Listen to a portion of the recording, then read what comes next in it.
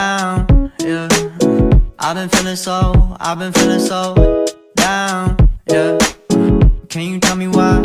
Can you tell me why? Assalamualaikum warahmatullahi wabarakatuh. Perkenalkan, nama saya Aulia Tabita, saya dari kelas 10 IPA 2. Jadi, saya di sini ditugaskan oleh guru mata pelajaran Bahasa Indonesia saya untuk membuat tes eksposisi hasil karangan sendiri, terus dibuat video dengan semenarik mungkin. Sebelum saya menunjukkan hasil dari tes eksposisi yang sudah saya buat, boleh dong kita mengulas kembali tentang tes eksposisi. Mungkin kalian sudah pernah mendengarnya, bahkan kalian juga sudah pernah mempelajarinya, iya bukan? Nah, jadi apa sih teks eksposisi itu? Teks eksposisi adalah teks yang berisi paragraf atau karangan yang terkandung sejumlah informasi yang disajikan secara singkat, padat, dan akurat. Lebih enaknya sih ya, teks eksposisi itu teks yang berisi tentang pendapat atau argumen kita terhadap sesuatu agar pembaca bisa mengetahui informasi yang ingin kita sampaikan.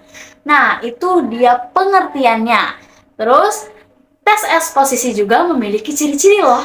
Oke, ciri-ciri yang pertama nih ya, bersifat informatif, artinya berisi tentang informasi. Nah, ciri yang kedua, itu harus berdasarkan fakta. Jadi ketika kita ingin membuat teks eksposisi, berarti harus didasarkan dengan fakta-fakta yang ada. Nah, terus yang ketiga, berusaha mempengaruhi. Dan yang terakhir nih, ciri yang terakhir, itu harus menggunakan bahasa yang baik dan benar sesuai dengan ejaan atau bahasa baku. Nah, itu dia ciri-cirinya. Nah, selanjutnya ada struktur teks eksposisi, di mana struktur teks eksposisi ini terdiri dari tesis, argumentasi, dan penegasan ulang atau rekomendasi. Nah, yang pertama nih ya, ada tesis, di mana tesis ini adalah pengenalan isu pada bagian awal dari teks eksposisi tersebut. Terus yang kedua ada argumentasi, di mana argumentasi ini adalah salah satu pengembangan paragraf, di mana di dalamnya itu terdapat sebuah penjelasan, bukti, dan alasan, dan disertai dengan contoh-contohnya juga. Nah, itu yang disebut dengan argumentasi. Terus yang ketiga itu ada rekomendasi atau penegasan ulang, di mana di rekomendasi ini diberikan kesimpulan dari sebuah permasalahan ya yang sudah dibahas tadi. Nah, itu dia struktur dari teks eksposisi. Mau kemana nih? Pembelajaran kita tidak hanya sampai struktur dari teks eksposisi saja ya teman-teman. Kita harus mempelajari ciri kebahasaan dari teks eksposisinya juga. Jadi, apa sih ciri kebahasaan dari teks eksposisi itu?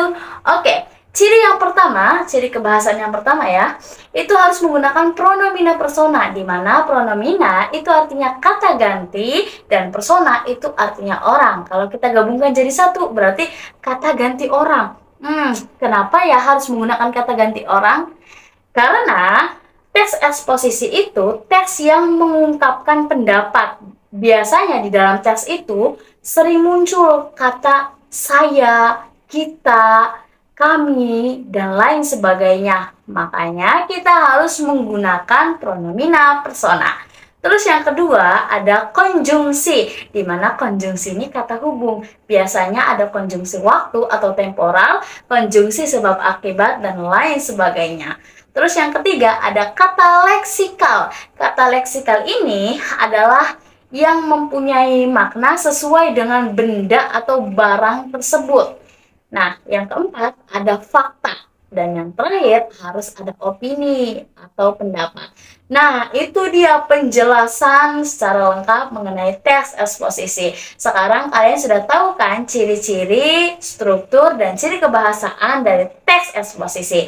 Sekarang saya akan menunjukkan teks eksposisi yang sudah saya buat. Oke, mau lihat? Mari kita lihat. Nah, jadi ini adalah hasil dari teks eksposisi yang sudah saya buat. Dan judulnya itu pentingnya pendidikan matematika bagi para pelajar. Di mana di situ ada tesis, argumentasi, dan rekomendasi.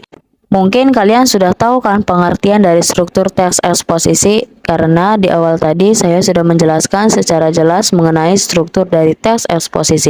Jadi di sini kita hanya perlu mencari kalimat mana sih yang termasuk tesis, argumentasi, dan rekomendasinya itu. Nah, yang termasuk ke dalam tesis, kalimatnya itu ada di paragraf pertama yang bunyinya itu, permasalahan mengenai matematika mungkin sudah tidak asing lagi untuk kita dengar. Matematika itu berasal dari bahasa Latin mantanein atau mathema yang berarti belajar atau hal yang dipelajari. Kalau dalam bahasa Belanda, matematika disebut wiskunde atau ilmu pasti yang kesemuanya berkaitan dengan penalaran. Nah, itu adalah kalimat tesisnya. Terus, kalau mau mencari kalimat argumentasi, ada di paragraf kedua, ketiga, dan keempat, di mana di paragraf kedua itu bunyinya, dalam permasalahan ini masih banyak orang yang beranggapan bahwa ilmu matematika itu sangat sulit dan tidak mengasyikkan karena hanya berisi rumus-rumus yang tidak ada kaitannya sama sekali dengan kehidupan. Itu ada di paragraf kedua. Nah, di paragraf ketiga, kalimatnya itu, coba pikirkan bagaimana jika di dunia ini tidak ada yang namanya matematika. Mungkin tidak akan ada yang namanya uang, angka, tahun, tanggal, ataupun benda lainnya. Itu ada di paragraf ketiga. Nah, terus di paragraf keempat, kalimatnya itu, maka dari itu, mata pelajaran matematika sangat dibutuhkan dan harus diberikan kepada semua para pelajar yang ada di Indonesia, mulai dari SD, SMP, SMA, bahkan yang di perkuliahan, guna untuk melatih kemampuan berpikir logis, analitis, sistematis, kritis, dan kreatif, serta kemampuan bekerja sama. Nah, itu adalah argumentasi yang ada di paragraf kedua, ketiga, dan keempat. Sekarang di rekomendasi. Nanti saya perlebar lagi. Nah, jadi ini adalah rekomendasinya ya teman-teman, di mana kalimatnya itu ada di paragraf terakhir, yaitu sekarang kita sudah mengenal tentang matematika dan seberapa pentingnya buat kita. Nah, harapan dari saya mengenai dunia pendidikan matematika diharapkan semua para pelajar mampu dalam menyelesaikan permasalahan mengenai matematika dan diharapkan agar tidak memikirkan hal-hal yang negatif mengenai matematika. Mungkin itu adalah rekomendasi dari teks eksposisi yang sudah saya buat.